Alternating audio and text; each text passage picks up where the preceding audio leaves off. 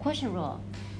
So last time we saw the product rule, which was first times the derivative of the second plus second times the derivative of the first, and then you just simplified, right? Here, you have something similar. So for a quotient, it's low, d high, minus high, d low, all over low, low. Low times low, or low squared. Now when I say low d high, that means the expression in the denominator times the derivative of the numerator. When I say high d low, I mean the derivative of the numerator times the expression in the denominator. All over low, low. What does it say in the denominator? Low times low. LO times LO. You can think of this as your high, and this as your low.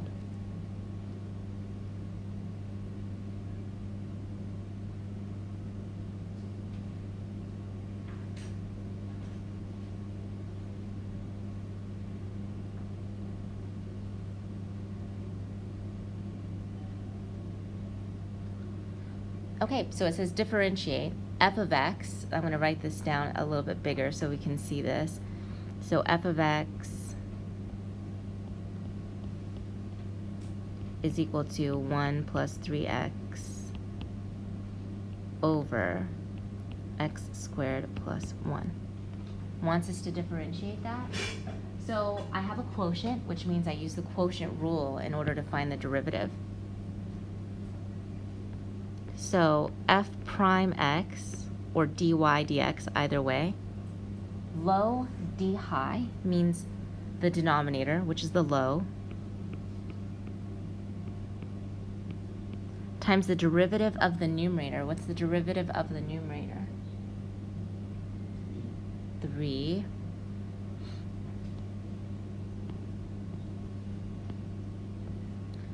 So low d high minus high d low.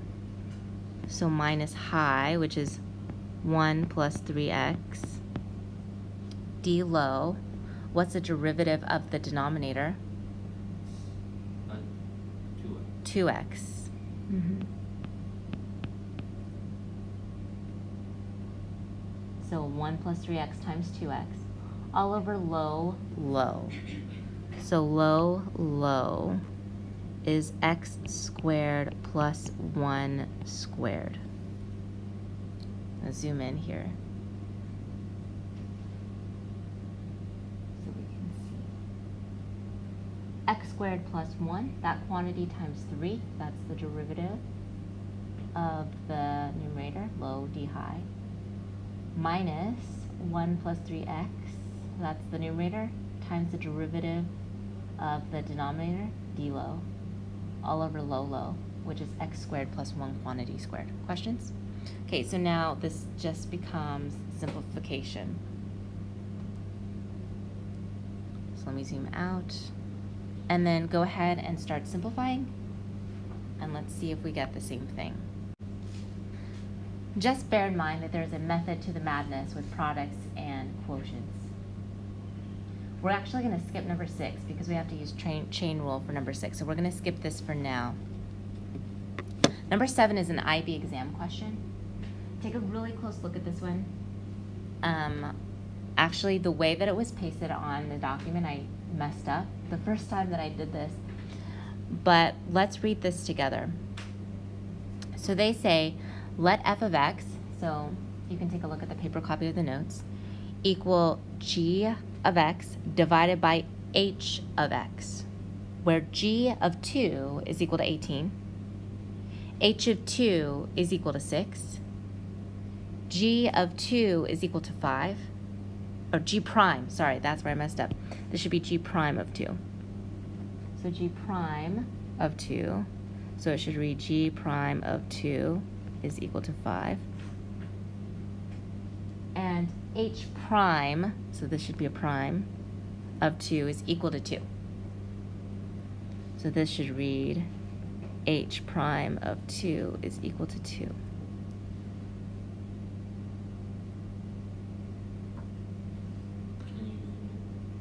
Yes. I can zoom in. They say find the equation of the normal to the graph of f of x equals 2. We have not learned normal yet. We're going to discuss this in the future, so I'm just going to tell you what normal is. A normal is the line that's perpendicular to a tangent line. Okay, so let's just write that down. So normal, and this is going to come up in the future, it's the perpendicular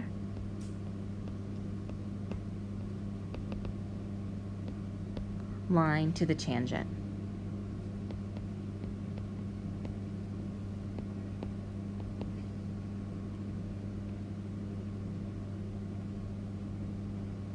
All right. Let's dissect this question. So it wants us to find the equation of the normal. And a normal is a line that's perpendicular to the tangent. And perpendicular slopes are what? Are they the same or are they opposite reciprocals? Opposite reciprocals. So I have to find the slope of the tangent line, right? How do I find the slope of the tangent line? What do I do? What process? What have I been doing to find the slope of tangent lines?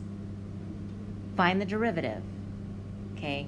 That needs to be burned into your mind at this point. I mean, just hot, just burned in.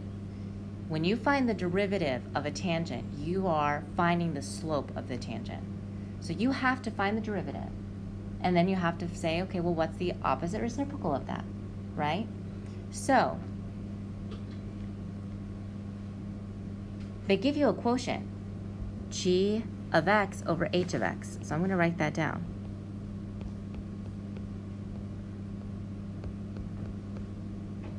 Well, quotient means quotient rule, right?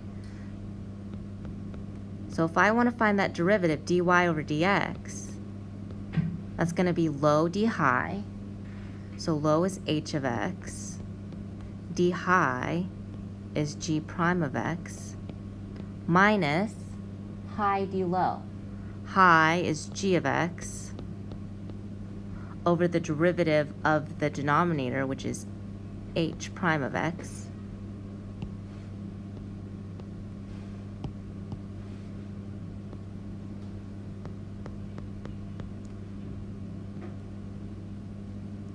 all over low, which is h of x times h of x. Okay, well that's good, but what can I do with that? It says find the equation of the normal to the graph of f at x equals 2. So they tell me what the x is, right? So really, all of these x values are 2. H of 2, h prime of 2. Well, do I know what h of 2 and h prime of 2 are? Yeah, I do. They tell me that right here in the problem. So it's just a matter of plugging in now, right? So what is h of 2? What do they say? What is h of 2?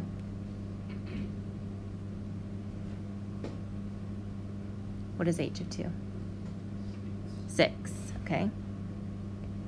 So I'm going to say 6 times what? What's g prime of 2?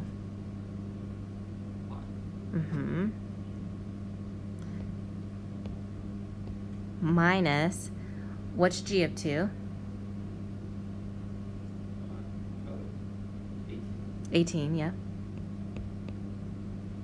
Times, what's h prime of 2? 2.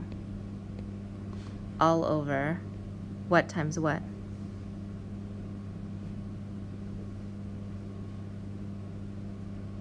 What's h of 2 times h of 2? 36.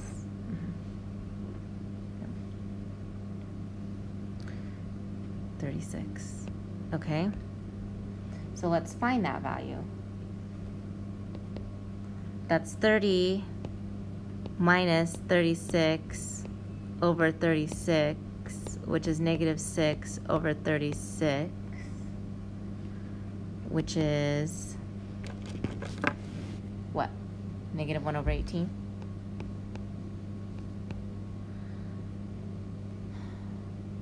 Okay, well, sorry, negative 1 over 6. Sorry about that. Negative 1 over 6. So that's the slope of my tangent line, but I want the slope of the normal. So what's the slope of the normal? 6. Why? Because it's opposite reciprocal, because normals and tangents are perpendicular, right? So now I have the slope. So therefore, the slope of the normal is 6. Okay. Well, now you can just do 2 points, right? And find the equation of the line.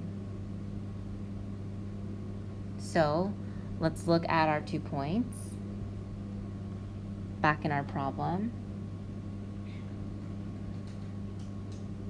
So how do we want to set this up?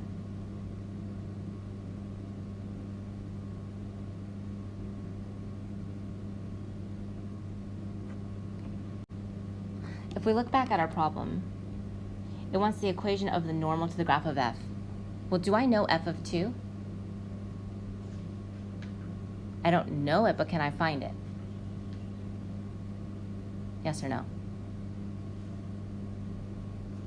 The answer is yes. How do I find f of 2?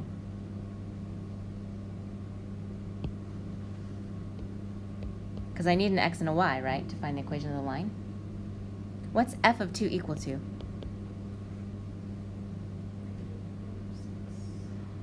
Well, that's you're talking about the slope, right? We're looking at just the function. What does it say in the problem? F of x is equal to what over what? So f of 2 should be what over what? Yeah, g of 2 over what? H of 2. Well, what's g of 2? 18. What's h of 2? 6. What's 18 over 6? So what points will I use to make the equation of my line? What point? 2, 3. Okay. So y minus y1, so y minus 3 is equal to m, which we said is not negative 1, 6, but which is positive 6, right? Because that's the slope of the normal, times x minus 3. That's your answer.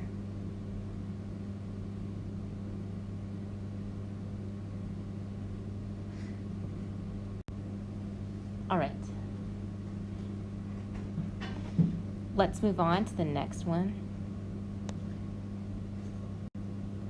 Now we're going to discuss something extremely important, and it's going to take a little bit of time to understand, and that's the chain rule. The chain rule happens when we have composite functions. What's a composite function? It's a function inside of a function. What's an example of a composite function? Well, what's in it, like an actual example? That's too general. Give me an f of x and a g of x. Give me an example. F of x is equal to 2x. Okay, so f of x is equal to 2x. And what's g of x? G of x is equal to 6. Okay, that won't necessarily work, right? Because you're talking about plugging one function inside of another, and if you give me a constant, you can't do that. But what if G of, if it was f of x is equal to 2x and g of x is equal to 6, and the equation is also for f of t. Right. But we're talking about, because if you can, like the other day when I helped you on that problem that was like y equals 10 times x plus 1. Remember you asked me about the Yeah. derivative and I just said do that and find the derivative. If you can plug it in and you can simplify it such that you use another technique, then that's fine. Chain rule is for complex cases of composite functions, okay? Not just because you can plug one function inside of another does not mean that you're going to be using the chain rule. The chain rule happens when you have something like this, okay? Where one of your functions is to the fourth, x to the fourth, and your other function is x plus 1, and you plug in the x plus 1 into the x to the fourth. That's a composition, right? Which means you're going to be using the chain rule. Okay, so here's the chain rule. It's going to take some getting used to. You're going to take basically the derivative of that big function, in the case that you saw x to the fourth. So you're going to take the derivative of the outside function, is how my teacher used to say. The derivative of the outside function. So that would be your outside function. And this would be your inside function. You're going to take the derivative of the outside function. You're going to leave the inside function alone. And then you're going to multiply that by the derivative of the inside function.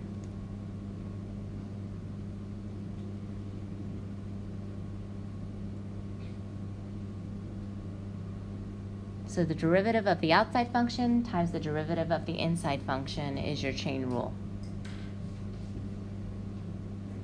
In Leibniz notation, that means we use dy dx, and this is confusing at first when you write it out, but once we look at an example, I'll show you how we can use this. So Leibniz notation says this: if you want to find the derivative of a composite function, let's say that composite function is y, so you want to find the derivative of y with respect to x.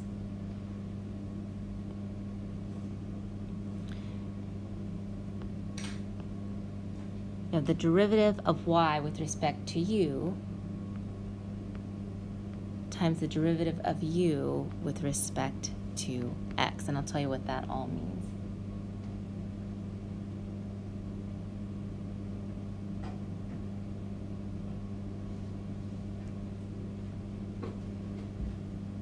Now this is the idea of using u substitution.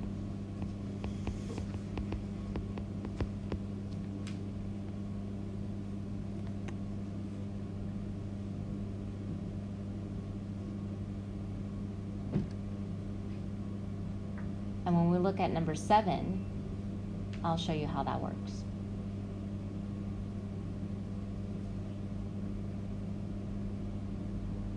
Okay. When do we use this chain rule? Complex composite functions, right? So complicated composite functions.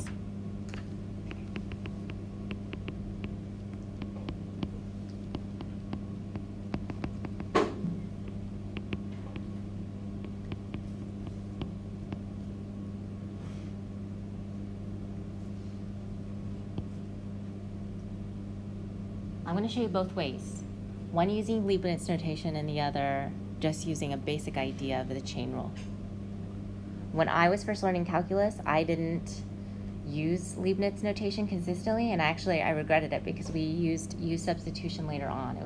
U substitution is really important. I mentioned this before, how you're going to have to use u substitution in calculus, and here's what I mean.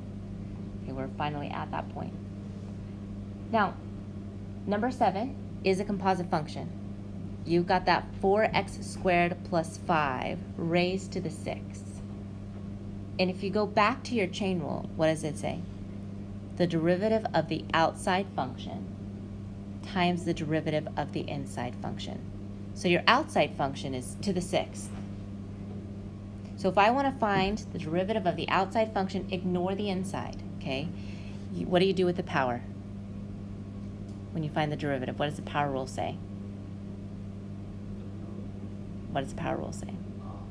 First, multiply the derivative of the second plus the No, not the product rule. The power rule. Oh. What does it say to do with your power? put it in front. Put it in front and then n minus 1. Yes. So you're going to take this. The outside function is the big picture function, right? Think of big picture, small picture. Your big picture is to the 6th, x to the 6th. That derivative is going to be 6 times 4x squared plus 5 to the power of 5. So the derivative of the outside function, that's the derivative of the outside function, the big picture function, times the derivative of the inside function. Well, what's the derivative of the inside function?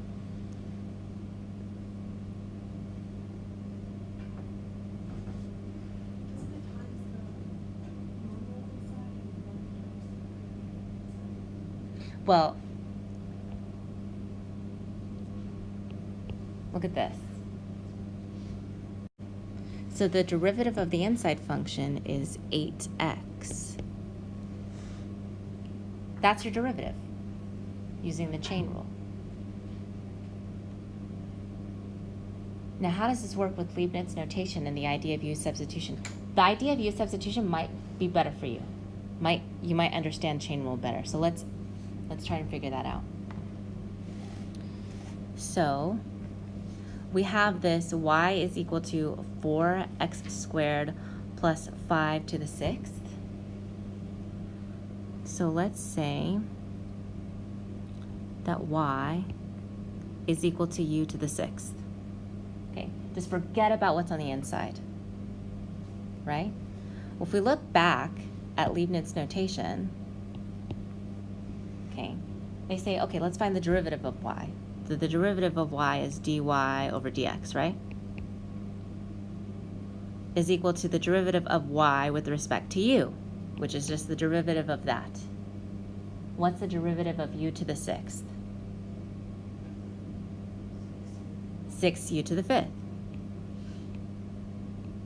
Okay, so that's dy over du, right? Times the derivative of u with respect to x. Well, what do we say u is? What's raised to the 6th in your function?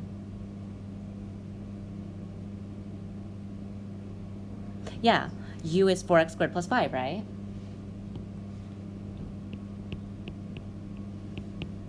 So what's the derivative of u with respect to x?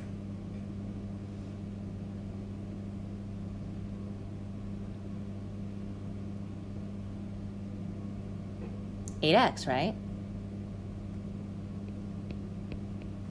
So this is just 6 times u, which is 4x squared plus 5, times 8x. Well, that's what we got earlier, right?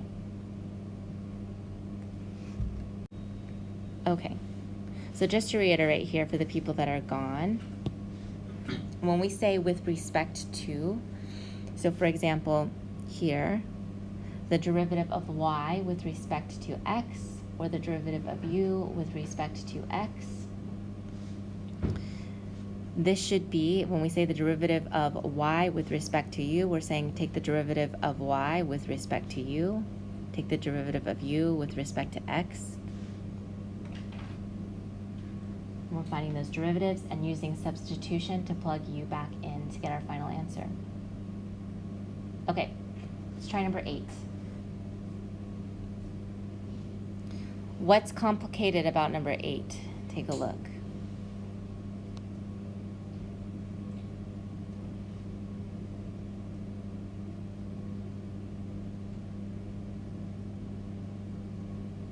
Any thoughts? Sure looks complicated. What makes it complicated? Am I just using the chain rule?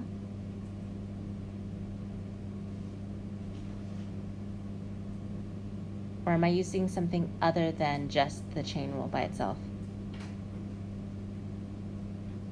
Hint, yes I am. What would I be using other than just the chain rule?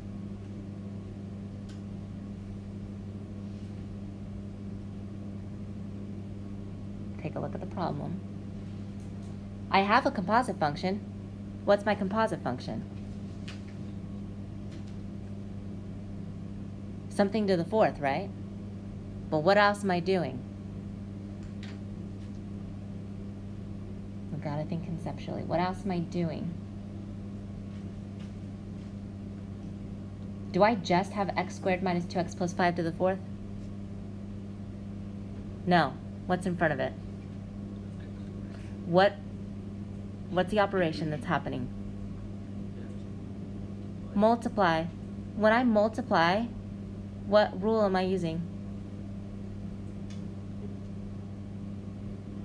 Product rule. I'm taking a product, right?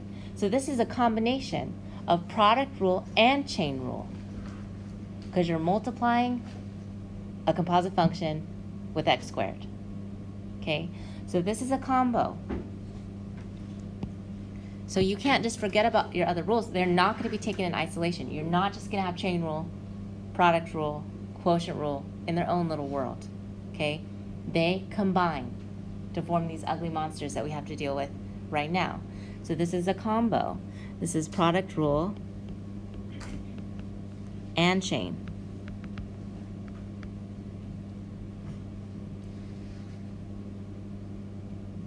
Okay, product rule says first times the derivative of the second.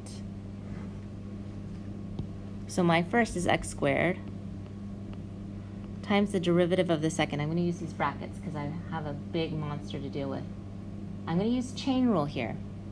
Okay, so if I want to use Leibniz notation, the dy over dx thing, I'm going to say y is equal to u to the fourth. Okay, and what is my u equal to? Yes, x squared minus 2x plus 5. Okay, the rule, chain rule, says take the derivative of that big picture function, that u to the fourth, times the derivative of this smaller function, the inside function. What's the derivative of u to the fourth?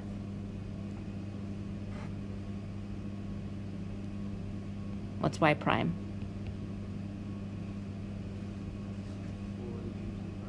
Yes. 4u to the power of 3.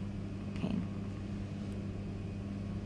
So when I find that derivative, I have my dy over dx is equal to 4u to the third, okay, times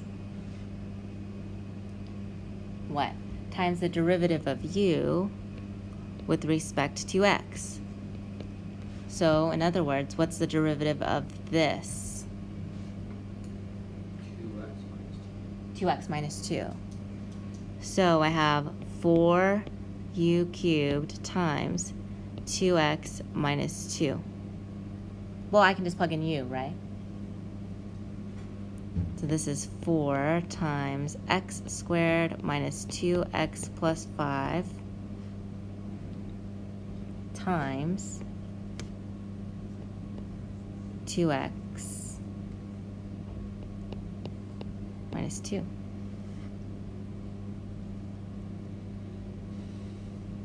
Oh, and I forgot my to the third power. Right? So that means first times the derivative of the second. I found the derivative of the second. It's going to be 4 times x squared minus 2x plus 5 to the third times 2x minus 2.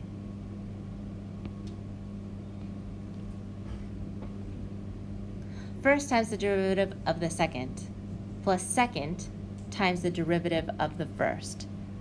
So plus second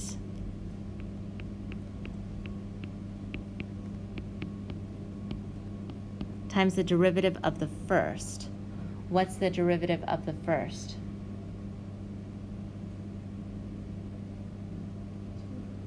Mm-hmm. 2x.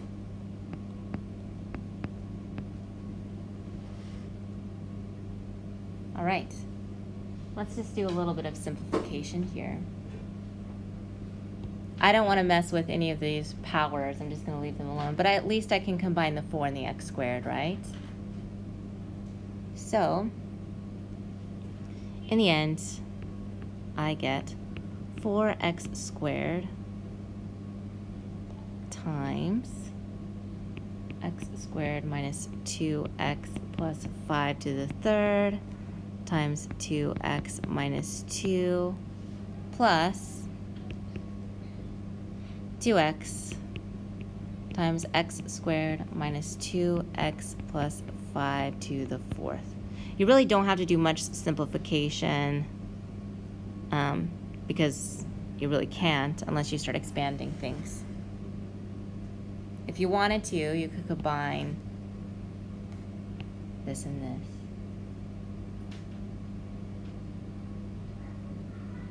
Questions?